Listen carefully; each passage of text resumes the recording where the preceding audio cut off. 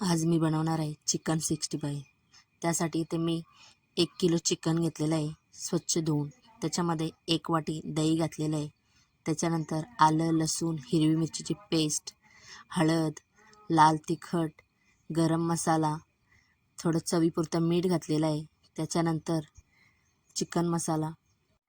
Chicken marinate झाल्याच्या नंतर त्यात आपण कॉर्नफ्लॉवर घातलेलं आहे 2 चम्मच आणि 2 चम्मच मैदा घातलेला आहे, थोडा सोया सॉस आणि थोडा फूड कलर घालून चिकन पूर्ण मिक्स करून घेतलेलं आहे। त्याच्यानंतर तेल चांगलं कडकडीत तापून घेतलेलं आहे।